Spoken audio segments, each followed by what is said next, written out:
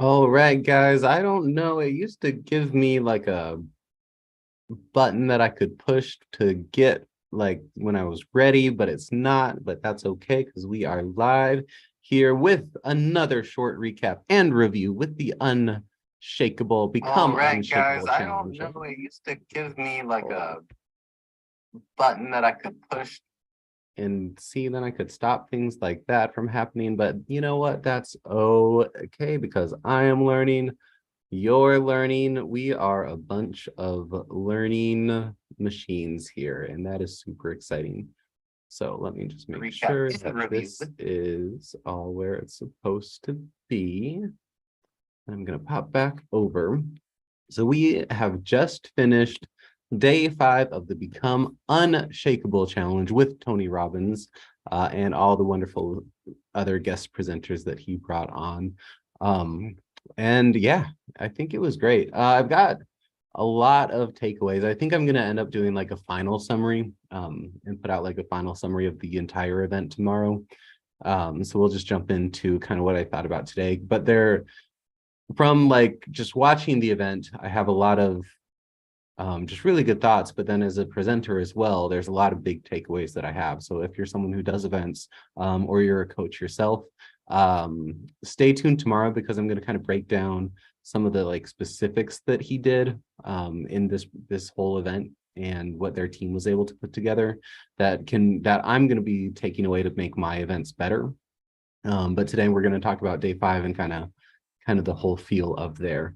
So just to give you a quick review on everything that happened, we started out and he shared a story about a woman taking part in the challenge, and she just had a lot of unfortunate lifestyle events where she ended up she lost her job, she lost her house, she was stuck in a city, living in her car with her son, and she got into the challenge and she was playing full out and she was posting her videos every day. Um, and the coolest thing happened, and this is what I love about the personal development world, is that it's all about the community. You know, like Tony Robbins, yes, he's a wonderful coach. He's a wonderful, like, he's a top expert.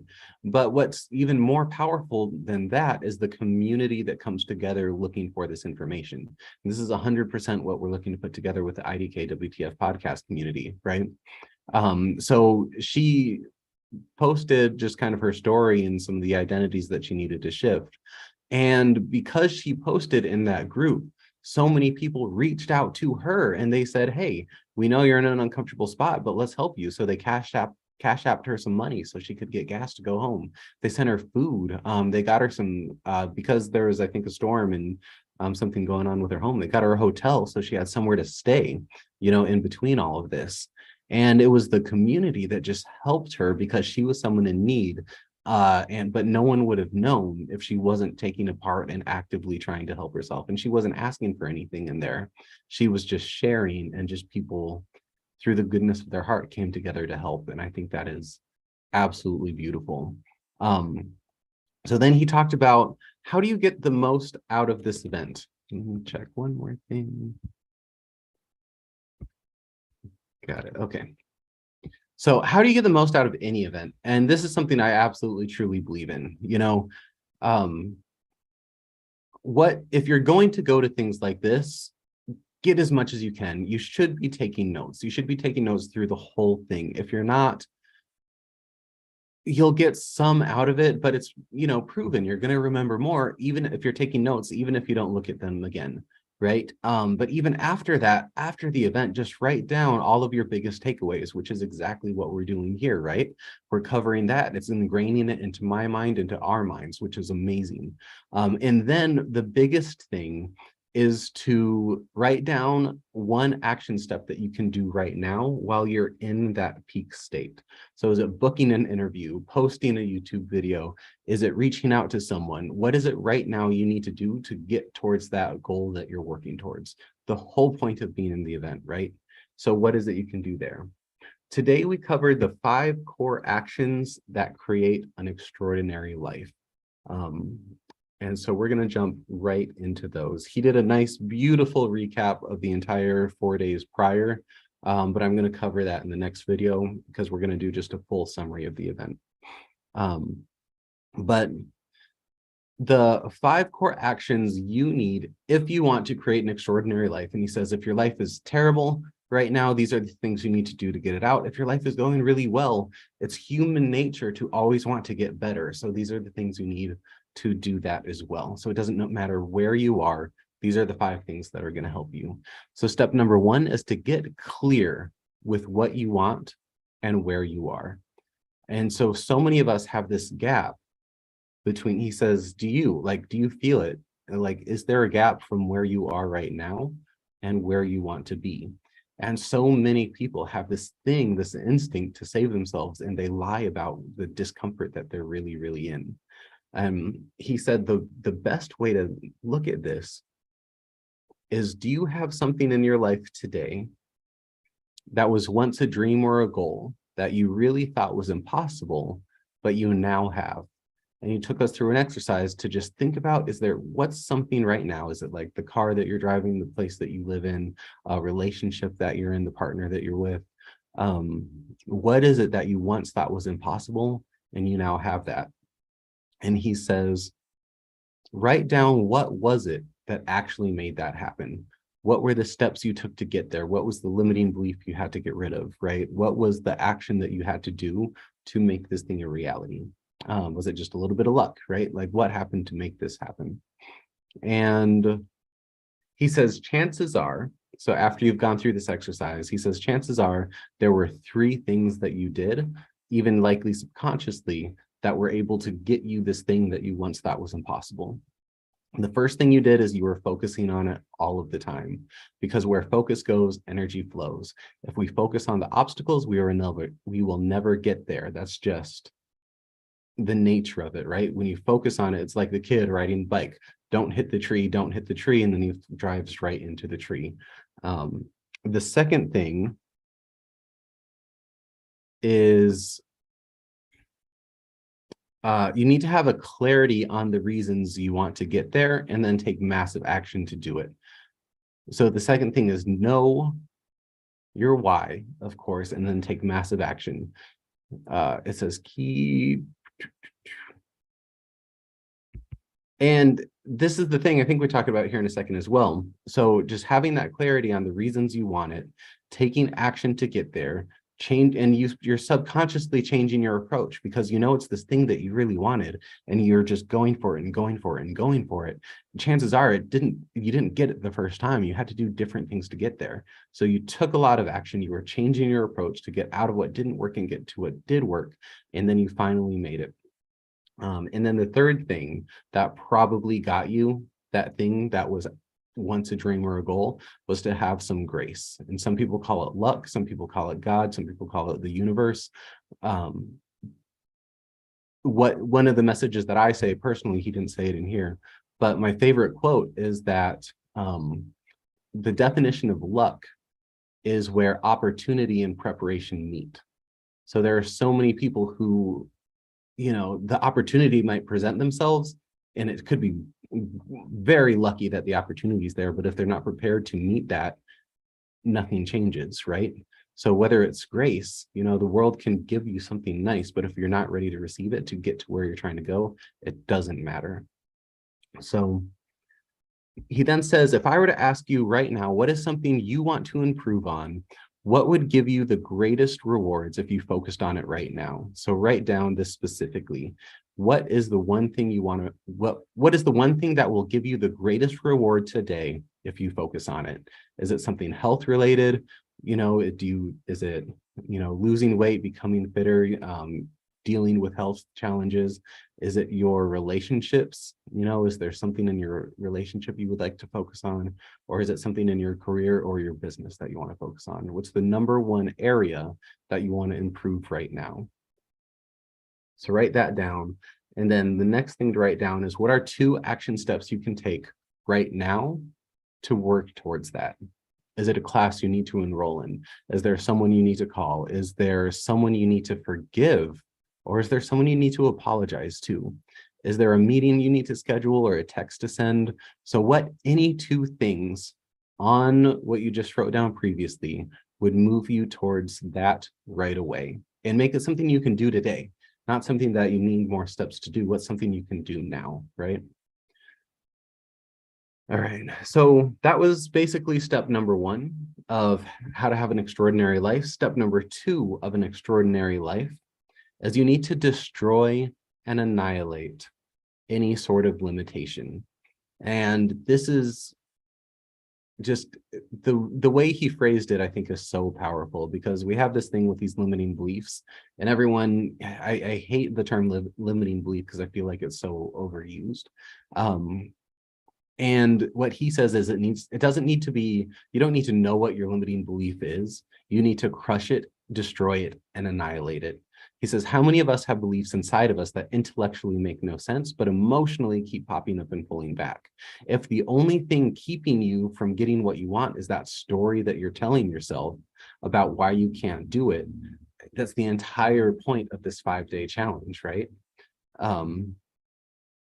Give me a second to get to my notes. And that's the entire message of the 5 days. So the stories we're telling ourselves are just beliefs. And what is a belief? It's a feeling of absolute certainty about something. And like you said, beliefs create and beliefs destroy. So if we're absolutely certain of our limitation, we're going to have that limitation. So the beliefs are called the story, but if you change your story, you can change your life. Again, the entire message. And I really like that. And if anything, like days 1 and 2, I think really cement that into our minds. He says, understanding doesn't change our life. You have to get these limiting beliefs out of your nervous system. They're wired into us. So you have to rewire yourself so they no longer exist and are replaced with positive action. And, that sounds much easier said than done. But I think if that's the focus, right, that is such a good goal to focus on. Like if we have this thing in our life that we know is stopping us, how do we annihilate it, right? So he says one reason we keep it is because of learned helplessness. And there's 3 things to learned helplessness that just make it almost impossible to get it out of our nervous system. This is so why these limiting beliefs are so wired into us. And there's 3 P's of learned helplessness. The first P is called pervasiveness. Once we believe it, once we believe we don't have something or can't do something and that we'll never be able to do it, this is what destroys our life. We feel like it's just radiating all around us, and it's there and it exists, right? And it's pervasive. We're always thinking about it. The second P is permanent. When we have that feeling of no matter what I do, nothing will work and nothing will change, we feel that this limiting belief is permanent, right? And number 3 is it's personal. And here's the thing, one thing to focus on: if someone else has done it, there's no reason you can't. But to have a personal feeling of, it's just me, I'm not good enough, I can't do it, these things aren't for me, it's for other people, that means that limiting belief is going to stay inside of you forever. Until you can reverse those 3 P's, that learned helplessness is going to stay, that limiting belief is going to stay, it's going to continue to be the story, and that's going to continue to be your life. And then again, he says, it's not enough to understand, it's not enough to know that you want to do something or that you could do something, you have to rewire yourself. So the next exercise he says that we went through is we wrote down, what is a limiting belief in your life that's been holding you back? What is the belief? I'm not good enough, I'm not worthy, people don't like me, they're not going to respect me, they don't want to listen to me, I'm too young, I'm too old. What is that limiting belief? And then he says the next step is, what has that belief cost you in your life? What does it cost you to give up? Has it cost you money? Has it cost you just frustration, anger, emotional distress? Has it cost you time? Has it cost you what's not in your life because of this belief? And the third thing to write down is, what's the opposite of this belief? If I'm too young, I am old enough. I'm too ugly, maybe I'm not ugly, right? So I am attractive enough. like I don't have the skills. Well, maybe I do have the skills to learn, right? So, and then the fourth step is, what would your life be like if you never had this belief in the first place? Would you have tried harder? Would you have gone out more? What would be different in your life if it wasn't there? And that's how you really emotionally get this into you, to try and start rewiring yourself to get the limiting belief out of that nervous system of yours. And that's such a big one, and that's a lot of what I think Jamie Kearns Limo spoke about yesterday as well, is just getting rid of those limiting beliefs and rewriting that story. So step number 3 of an extraordinary life is you need to watch your transformational vocabulary. He says, watch your TV. So TV is the vocabulary that you're using in your everyday life. Words create biological chemistry. The words you attach your experience to literally become your experience of the world. So when you're busy complaining about what didn't go well, what you didn't get, what didn't accomplish, you're staying in that negative state. And those words you habitually use become the experience and the pattern you're habitually in. This again ties into, I think it was day 2 or day 3, with the 5 to thrive, the 5 things to focus on in order to thrive. It's your physiology and your language were 2 of the main ones, right? We move more, we use the right language, and I forget the third one right off the top of my head. I'm sure someone else knows it. If I wasn't going through this, I'm sure I could think of it. But really, really watching that language, and he gave some good examples. But I think it's been covered pretty well, so I wasn't going to dive into it more. So the step number 4 is, once again, the fourth step you need to live an extraordinary life is to take massive action. He says massive action is always the cure-all. And the key with massive action, right, is to change the approach if something doesn't work, instead of massively doing the same thing over and over and over again. And I think we all know this, right? I think that he didn't mention this one, but every time someone proves that something doesn't work, right, then some idiot goes off and does it. And it's just taking the action to get there. Always, always, always is, like, if that's the only thing you're doing without focusing on anything else, chances are you're going to be more successful than someone else who's not doing anything. But the key is to be able to change the approach if something's not working. And then the best way to do it is to start it while you're still in that positive state. And so, like, right after an event like this, take some massive action. What can you do to take more action? And he says, because eventually your energy level is going to go down. After all of these events, tomorrow your energy level is going to be lower, and it's going to be harder to take that action. And then it's going to be harder the further away you get from here, especially if you're not enrolled in that UPW, to kind of boost it back up, right? So he says, eventually your energy goes down. When it goes down, you beat yourself up. When you beat yourself up, your energy goes down further, and it's a spiral downward. The only moment we can control is right now. So the 5th step to an extraordinary life is to make it a habit to give more than you receive. And this is just huge. He says, if you know you're going to be giving 1,000 times more than anyone else in your industry, or anyone else at your job, anyone else anywhere, you will never hesitate to share your message.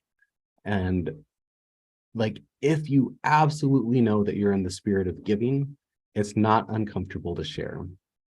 And then the flip side, right?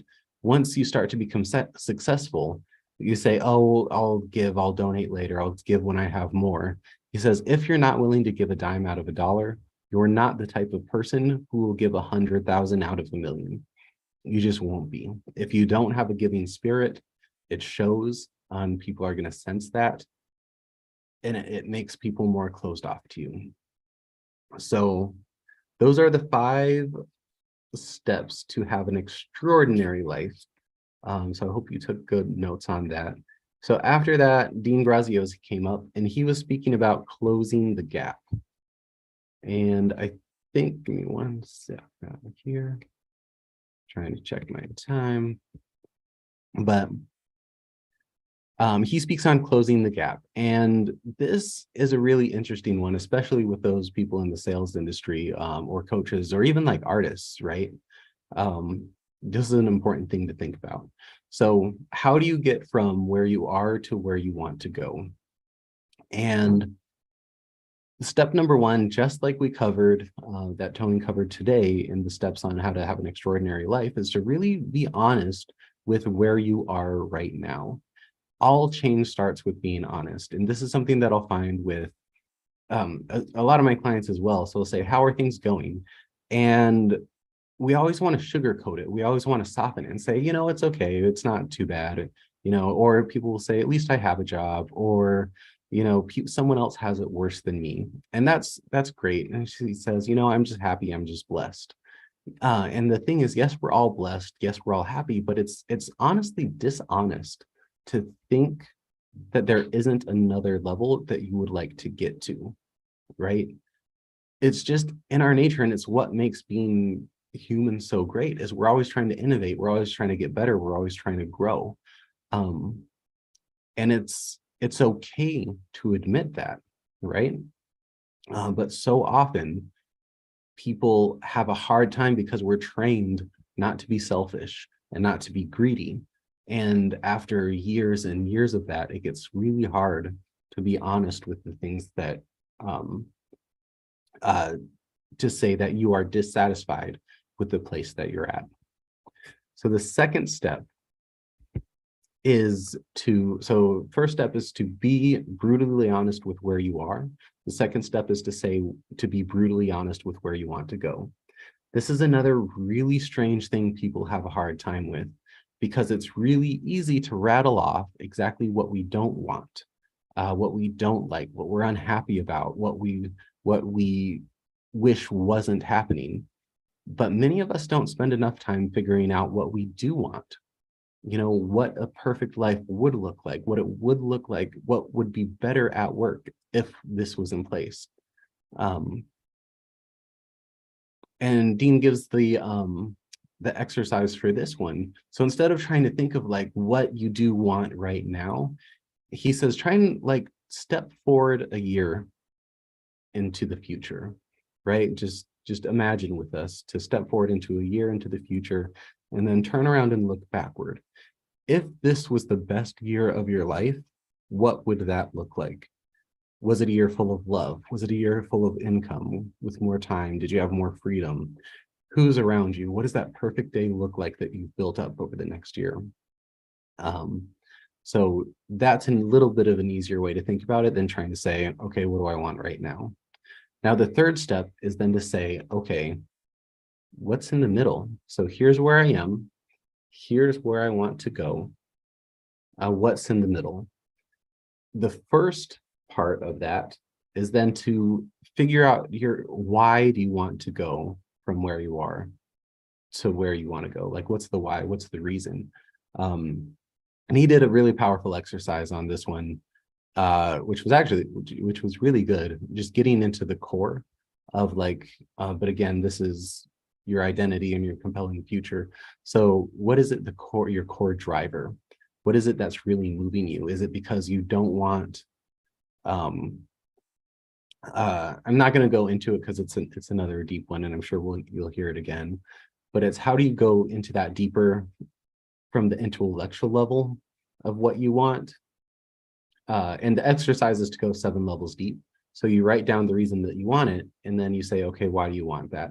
So the first thing is, okay, so if you want to grow your business and launch a coaching company, it's because I want to help people who are struggling to lose weight. It's such an easy example. We keep going back to that as the first thing that comes up to me. So I want to become a coach that helps people lose weight. Why do you want to do that? And it's like, well, because I've been there in my past, and I've struggled to lose weight. So now this is something I'm passionate about. And then you ask that question 7 times to get out of the intellectual mindset of why you want to do it to the heart to what's deep in your heart and like your true passion of why you want to do it. Once you have a strong enough why, then you can figure out the how.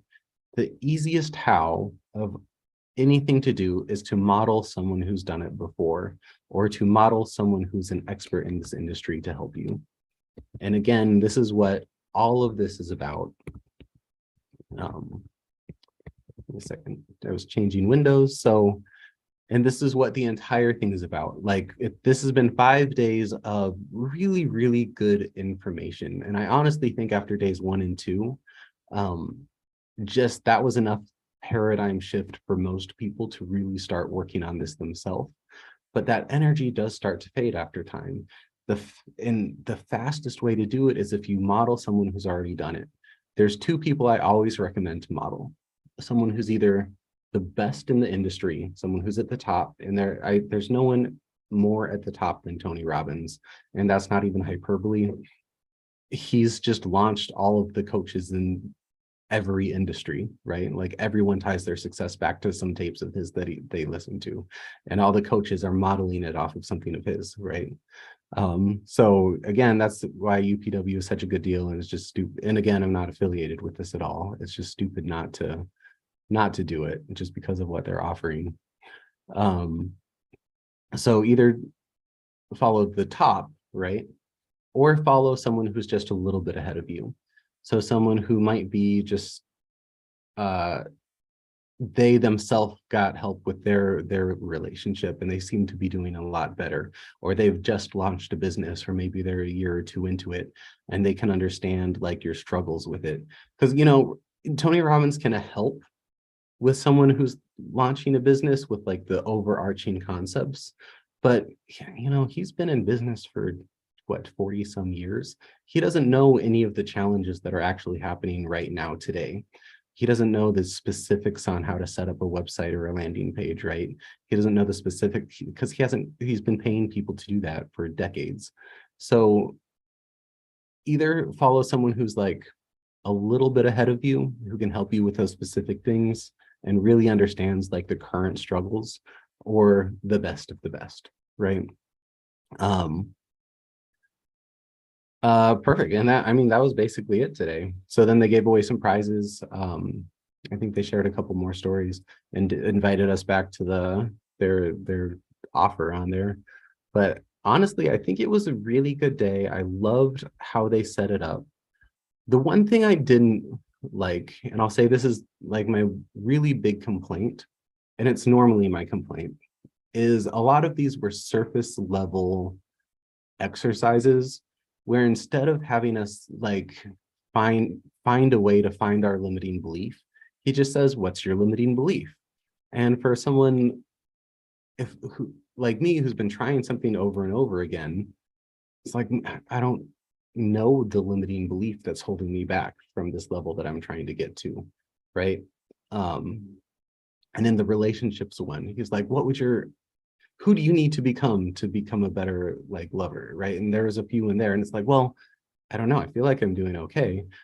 And a lot of us will have blockages on some of the things holding us back, and that wasn't really touched on here almost at all. And I imagine that it's harder to do, you know, when you only have 2.5 hours, but I think there could have been some more deeper stuff. I think the archetypes from day 1 was like the perfect example of something like that. That really broke down like, here's 4 parts of your personality that you're probably are not aware of exist. So what are some things in there that you can like pull from yourself? And I thought that was great. But even today, I'm kind of pull my notes back up, where he's like, what's the limiting belief? Oh, I don't know what the limiting belief is. And where he says, yeah, what is something in your life today that was once a dream or a goal? You know, I don't know. I think there's just some things that could have been deeper on how to like actually like troubleshoot a little bit more to kind of pull some of these answers out of us. He didn't really do anything to pull these answers from us. So, but otherwise, I mean, and it's again harder. And it's cool because 1.5 million people were on this. They said 70% of them have never heard anything like this before.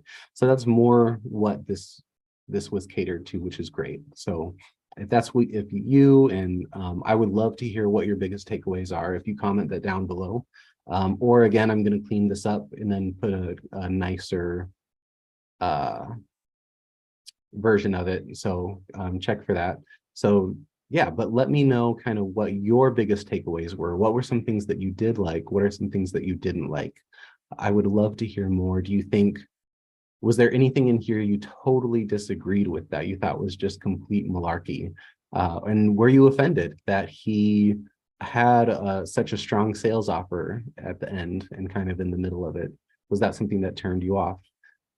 Or did you find it was just a great value and something you're very interested in? So I would love to hear from you guys what any of your takeaways were. Thanks so much for listening to these recaps. And if you enjoyed it, we'll definitely be doing more of them. I am very proud of you for being here and making it through all 5 days, or at least checking the recap on it. And I'm really excited to see you soon. So talk to you later, and I hope you guys have a wonderful, wonderful rest of your day.